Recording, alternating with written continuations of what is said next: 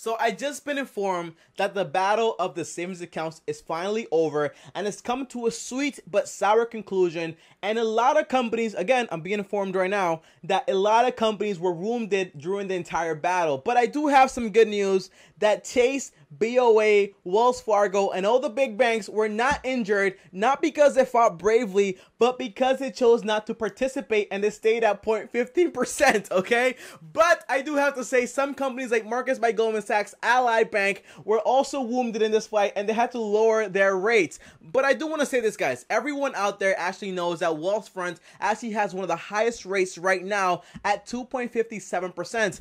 But that is causing a lot of confusion because everyone else knows that the Fed rate is going up, and on top of that, that's not it, guys. On top of that, every other bank out there online is actually lowering their rates lower, but Wealthfront actually did an entire 180 and switched it around and actually raised their rates. So in this video, we're going to talk about exactly why Wealthfront is raising their rates compared to lowering the rates to everyone else. And on top of that, we're also going to talk about exactly what this means for the future of savings accounts, if this is good, this is bad, or it's just Wealthfront trying to scam you off your other bank to come here and then switch everything on you later in the following months. So stick around to actually find out all this information. And guys, if you don't know me, my name is TommyBryson. I'm an accountant and I've been on YouTube for around 2 hours now. This is my first video.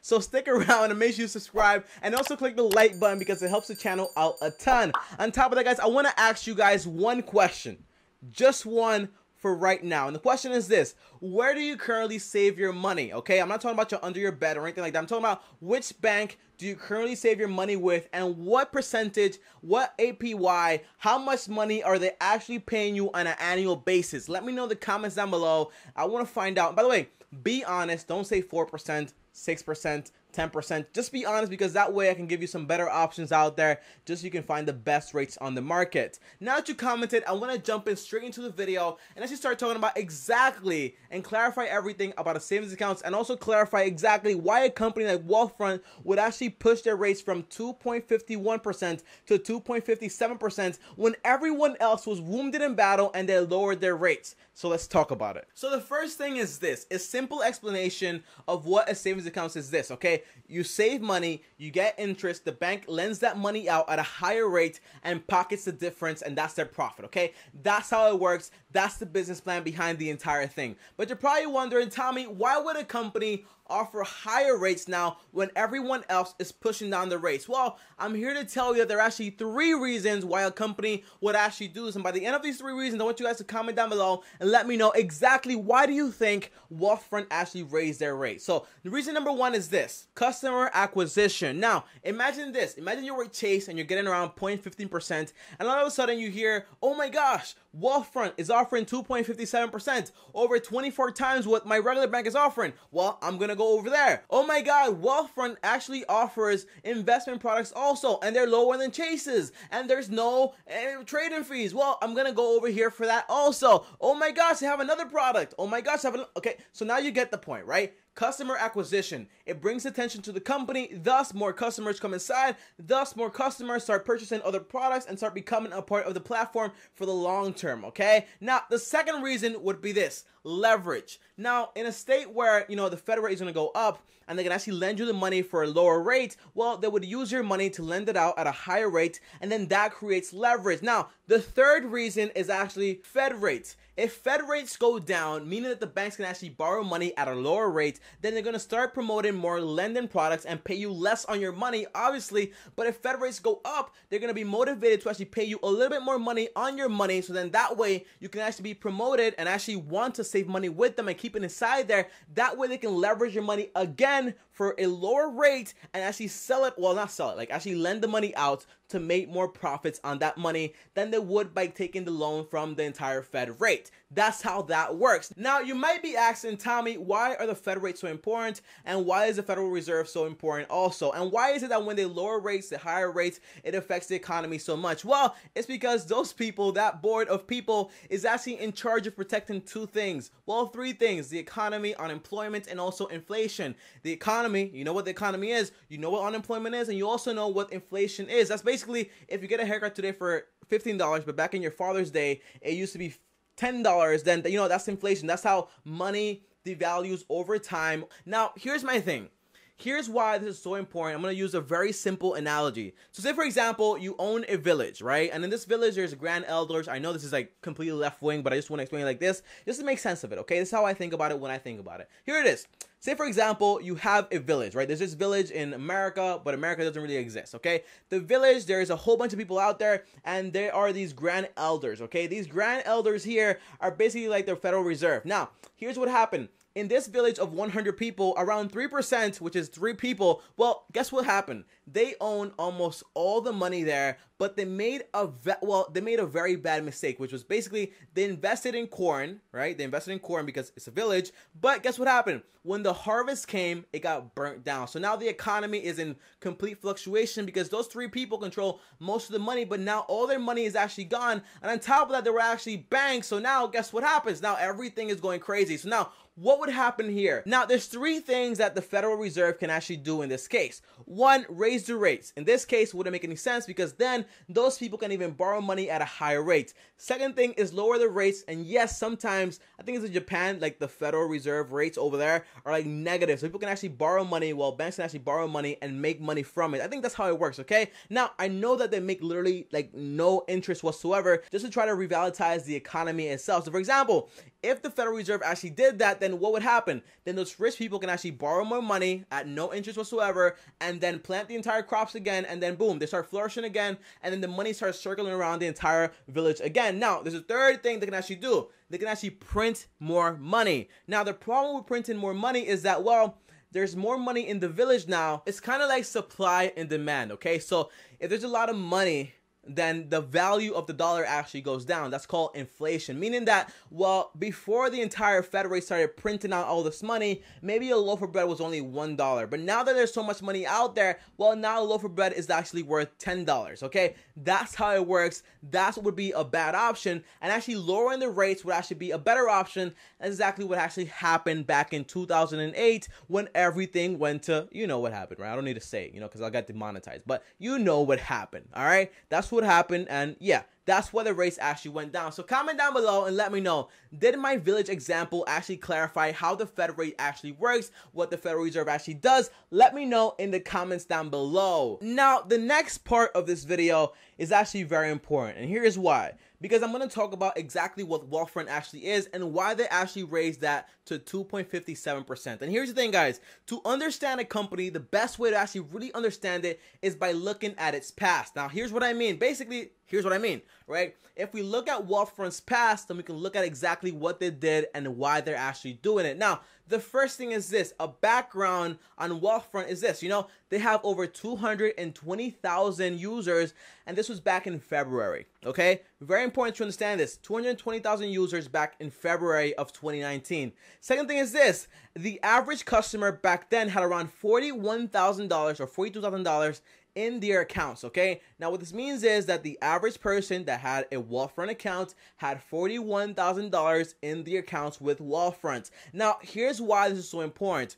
After Wealthfront opened up their money market account, money accounts, well, guess what happened? They raised it from 2.24% to 2.29% to then 2.51%. Now, here's what happened when that actually took place. Their entire growth rate probably went from like 10% to actually 6 times, meaning 600%, meaning they were actually getting 6 times the customers that they would actually get on average. So our growth rate's up about 6x. It was a big move to raise the rate to the highest in the market, and it appears to have paid off.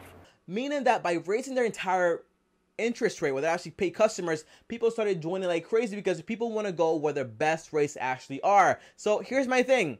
The answer to that question I asked you is that they raised those rates to actually acquisition more customer. So the second thing we have to understand is this. Most of the people that have a Wealthfront account are millennials, meaning that, guess what happens, right? By the way, millennials are from 1981 all the way up to 1996, okay? Guess what generation I am? Comment down below. If you get it right, then you get it right. There's no prize, okay? Sorry about that. But here's the thing, right? Here's why that's so important, because on average, those millennials are actually about to start being 40. And when people actually hit 40, they're in the stage of wealth accumulation, meaning that they're gonna put in more and more money either into investments, savings, and everything else. So in reality, people think of millennials like young kids, but in reality, you know, they're getting older and older and older. So guess what? they're in that wealth establishing phase. So in reality, guess what happens? The person that has the most customers that are millennials and they're actually going to start saving more and more money for their investments, for their futures, for their savings accounts, guess who's going to have control over all of that? Wealthfront. And remember when I told you that Wealthfront has 220,000 people back in February? Well, if they actually 6 times their growth, they might have over 500,000 people in their entire database now. That they're actually in the most productive stage of their lives. You know, millennials, I think, are 1980 to 1995. Third thing that's very important is this. Wealthfront's entire business plan is 3 things, okay? Price, simplicity, and also automation. Now, here's the thing. When you involve all 3 of those things, people actually end up paying more and more money because people stop paying attention as they usually would. Now, what I mean is this. Tommy, that makes no sense. It's automated. It's a low price. Eventually, things will add up, blah, blah, blah, right? Well, not really. People that pay fees on investments, eventually, those fees add up, and eventually, they can add up to over $100,000 over the lifetime of 40 years of investing in a company. Now, I did some research on this. If you want to watch the video, just watch my index fund video. All the information is there. We have focused all of our services around 3 pillars of value that appeal most to them, which are price, simplicity, and automation. Now, here's the 4th thing I want to say, okay? Wealthfront is collecting something that's almost invaluable, has a lot of value to it, and it's data on their users every single day. Now, Tommy, what do you mean by this? It means that every single, by the way, I did research on this, so all the things that I'm saying here, it came from the CEO's mouth, okay? It's not coming from my mouth. It came from his mouth, okay? It means that the average Wealthfront person that actually registered for the entire account, they connect almost 6 accounts, meaning that Wealthfront can gauge those 6 accounts and actually get a full financial view of that one customer and have all that data to actually work with to offer them better products for a lower price and make more money off of that person. Just to make sure you guys understand that. Our average client links about 6 accounts to Wealthfront. Wow. And that enables us to really understand their financial lives. Now, the 5th thing is this. Back in February, the average person kept around $41,000 in their account. Remember when I said that? Well, now in June, they're actually keeping around $60,000, meaning that the entire average actually switched in Wealthfront. People are actually saving more money because of this interest rate that's going up and up and up and up. Because people are moving from Allied Bank, from Wells Fargo, from Chase to Wealthfront to make more and more money. So their customer base is becoming more and more powerful. Thus, Wealthfront is becoming more and more powerful also. By the way, guys, these are all reasons why Wealthfront actually hired the rates while everyone else lowered the rates and actually took the bluff. Our average client keeps over $60,000 with us. Now, you might be asking me, Tommy, what do you think about Wealthfront then? Are they going to lower their rates as soon as everyone starts signing up for it? Well, the answer is this. I don't actually think they're going to do that. They're going to cut everything, cut the expenses, offer you these high rates in hopes that you'll register for other things. And I do believe this. They might lower the rates, yes, but they will always stay as competitive as possible because that way they earn customers' trust, and then those customers can go on to invest more money into Wealthfront with Wealthfront and beyond. Now, the 3rd thing is this, guys, okay? Very important that you actually hear this, okay? Wealthfront is in it for the long run, okay? They're not here to just make money, then sell the company, make more money like that, and then boom, they're gone. Now Chase owns them. That's not what I think they're doing. What I think they're doing is they really are trying to become this big company, and the best way to become this big company is acquiring a ton of customers and offering a very good product. Now, I don't agree with that 0.25% fee that they offer in the investment accounts, but this 2.57% on a savings account is pretty good. So by doing this, while everyone is lowering the fees and they're actually making it higher and staying competitive, they're going to acquire more and more customers because even Graham, I think I watched an entire video, but even Graham left Allied Bank for Wealthfront, okay? So a lot of people out there are going to start changing their banks and going to Wealthfront. Thus, they're going to start investing more and more money with Wealthfront. Yes, you guessed it. So comment down below and let me know, does this make sense so far? And I actually want to clarify one thing, okay? And here's my thing. Here are my final thoughts before I actually leave. The first thing is this. I created this entire little graph here to actually show you exactly what has been happening.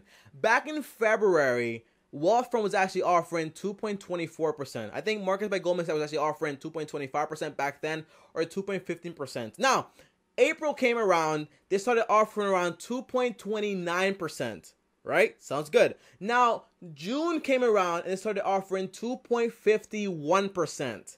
Then later in the month, when June came around and they saw that everyone else was lowering their rates, well, guess what they did? They switched it up, did an entire 180, and raised the rates up to 2.57. Now, here's what's going to happen, guys. Here's what I actually think. When the rates actually go up, because they will eventually, because the economy is actually very stable currently. So here's what I think is going to happen when the Fed rates actually go up. There's only really 3 things that Wealthfront can actually do in this case. Number 1, they keep their rates high like this just to maintain customer loyalty and make sure those people are actually going to keep their money with Wealthfront. Second thing is this: Wealthfront would keep raising their rates, adjust the prices for everything else, but I don't think they're actually going to do that. I think they're actually going to lower the rates if that happens, lower the rates, and also lower the other prices on other products just to say like, hey, you know, we lower the rates here, but we also lower the rates here. So in reality, you're going to be having a better product all around. And on top of that, we're still number 1 when it comes to savings accounts rates on the market. The third thing is this: I think that everyone out there, for example, imagine if Chase starts to join the battle in the 9th inning, okay? They start joining and they start raising their rates to maybe like 2.60% or whatever it is, right? Well, I think that eventually they're going to start like raising their prices maybe on the interest rate on credit cards, on loans, or whatever it is, start raising the rates through there, and then raising the rates on the savings accounts also. So now that way it kind of balances out and they start acquiring more customers, because the average person isn't really going to pay attention to anything else, just that, hey, the savings accounts rate went up, but hey, did you notice that the mortgage rates actually went up also, just to like average everything out? No, I don't care. I'm not going to buy a house anyways. I just care about the savings rates. You know, I respect that. Take advantage of what you can while you still can. So respect to you. So comment down below and let me know, are you going to get a Wealthfront account? Are you not? Are you going to pass? And let me know one more thing. By the way, don't forget this, okay? Remember that Varo is still offering 2.50% on $50K if you set up the direct deposit. T-Mobile is offering 4% on $3K. So if you have small amounts of money, you can still go with those companies and earn a higher rate than what Wealthfront actually gives you. On top of that, guys, as always, thank you for watching the video. If you like the video, go ahead and like the video. It helps the channel out a ton. And on top of that, if you want to subscribe, go ahead and subscribe and turn on notifications, because guess what? I'm one of the only people on YouTube that posts these videos every single day. Thus, if you leave an idea down in the comments down below, I'll probably get it done before anyone else. On top of that, if you want to talk to me one-on-one, uno, just DM me on Instagram at TommyBryson. I answer all my DMs 100%. And if you want to talk to all of us, the entire family here on YouTube, just join us on Discord. Now, I have to warn you guys, okay? Only 100 people are actually going to be allowed, so take advantage of what you still can. Go join the Discord, link down in the description down below. I'll see you guys next time on the next video. Thank you for watching, and peace. You've got to start at the bottom if you're ever gonna reach the top. You've gotta watch all the seeds you sow.